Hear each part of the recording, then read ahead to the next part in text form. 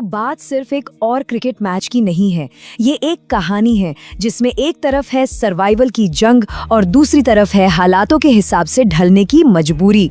एक टीम जो टूर्नामेंट से बाहर होने की कगार पर खड़ी है और उसके सामने है वो चैंपियंस जो अपने सबसे बड़े स्टार के बिना एक नई पहचान बनाने निकले हैं। बिग बैश लीग की इस जबरदस्त जंग के लिए तैयार हो जाइए। पॉइंट्स टेबल पर एक नजर डालें तो कहानी बिल्कुल साफ हो जाती है।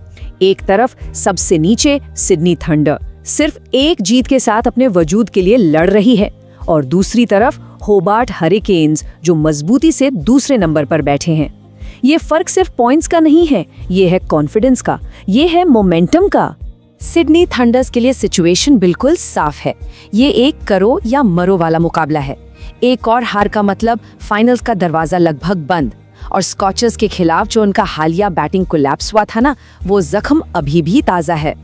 और जैसी इतनी मुश्किल काफ़ी न हो, ये एक दौर का अंत भी है।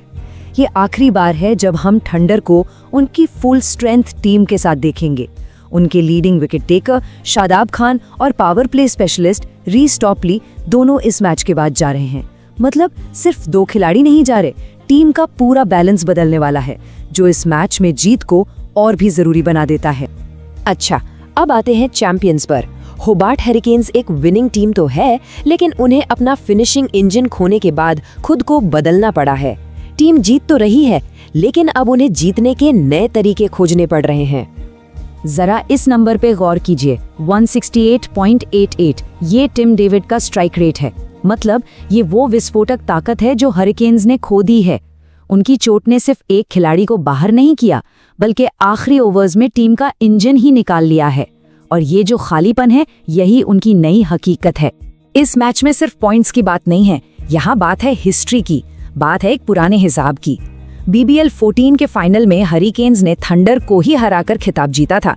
उस हार के जख्म आज भी ताज़ा हैं और थंडर के लिए हरिकेन्स एक बोगी टीम बन चुकी है, एक ऐसी टीम जिसके सामने उनका जादू चलता ही नहीं।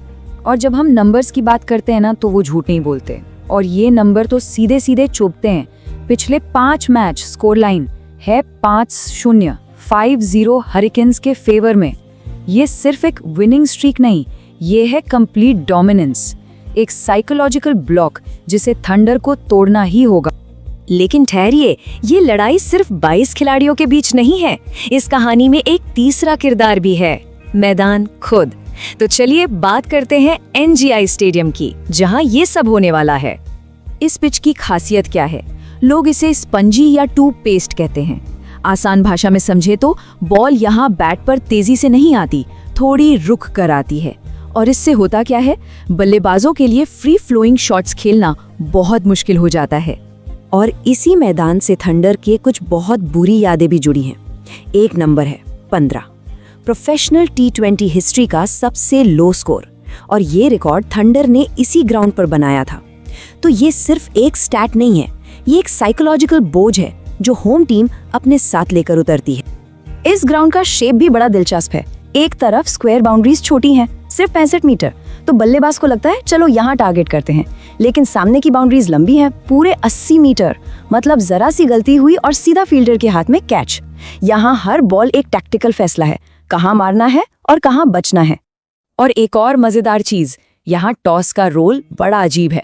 आमतौर पर T20 में कप्तान टॉस जीतकर पहले बॉलिंग करना चाहते हैं, लेकिन यहाँ कहानी उल्टी है। रीसेंट रिकॉर्ड्स देखें तो पहले बैटिंग करने वाली टीम ज्यादा जीती है, क्योंकि स्लो पिच पर स्कोर बोर्ड का दबाव बहुत ज्यादा काम करता है।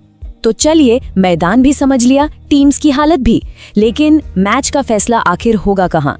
इस गेम को 3 छोटी छोटी लड़ाइयों में तोड़कर देखते हैं। सबसे पहले पावर प्ले। एक कोने में है डेविड वॉर्नर, जिनका प्लान सिंपल है, आओ और मारो। अगर वो 10-15 गेंदें टिक गए तो मैच का रुख बदल देंगे। और दूसरे कोने में नेथन एलिस, जिनकी नई गेंद लेफ्ट हैंडर्स के खिलाफ आग उगलती है। ये तो सीधा सीधा मुकाबला है। अब आते हैं मिडिल ओवर्स में। ये वो फेज है जहां गेम थोड़ा स्लो होता है, और यही थंडर की सबसे बड़ी ताकत है। शादाब, ग्रीन और सांघा, ये स्पिन तिकड़ी इस तरह की पकड़ वाली पिच पर किसी भी बैटिंग लाइनअप का गला घोंट सकती है। लेकिन उनके सामने होंगे बेन मैकडर्मट, जो न सिर्फ स्पिन अच्छा खेलते हैं, बल्कि थंडर के खिलाफ उनका रिकॉर्ड भी शानदार है। तो ये लड़ाई है स्पिन के जाल और उस जाल को तोड़ने वाले खिलाड़ी के बीच। और फिर आते हैं आखिरी ओवर्स, डेथ ओवर्स, जहां से गेम बनता या बिगड़ता है। और यहाँ नंबर्स थंडर को डराने वाले हैं। हरिकेन्स के बॉलर्स की इकोनॉमी देखिए और थंडर की देखिए, फर्क बहुत बड़ा है। जब आपके पास नेथन एलिस और क्रिस जॉर्डन जैसे डेथ स्पेशलिस्ट हों तो आप गेम को आखिर में कंट्रोल करना जानते हैं। तो अब जब सारी तस्वीर साफ है तो दोनों टीमें जीत कैसे सकती हैं? दोनों के लिए जीत का फॉर्मूला क्या है? चलिए देखते हैं। अगर थंडर को ये मैच जीतना है तो उनके लिए 2 चीजें करना बहुत जरूरी हैं। पहला, उनके स्पिनर्स को मिडिल ओवर्स में मैच पकड़ना होगा, कम से कम 4 विकेट लेने होंगे। और दूसरा, डेविड वार्नर को एक बड़ी पारी खेलनी होगी, आखिर तक टिकना होगा। इन दोनों में से एक भी चीज नहीं हुई तो जीतना मुश्किल है। और हरिकेन्स के लिए उनका गेम प्लान काफी सीधा साधा है। अपने फास्ट बॉलर्स पर भरोसा करो जो इस पिच पर वैसे भी असरदार हैं। पावर प्ले में वार्नर को संभाल लो और उसके बाद थंडर का जो नाजुक मिडिल ऑर्डर है उसे टारगेट करो। उन्हें कुछ अलग करने की जरूरत नहीं, बस अपनी ताकत पर खेलना है। तो आखिर में सवाल यही उठता है, क्या ये कहानी बदले की होगी जहां थंडर एक बड़ा उलटफेर करेगी, या फिर ये कहानी दबदबे की होगी जहां हरिकेन्स एक बार फिर साबित करेंगे कि उनका पल्ला भारी है? जवाब तो अब मैदान पे ही मिलेगा।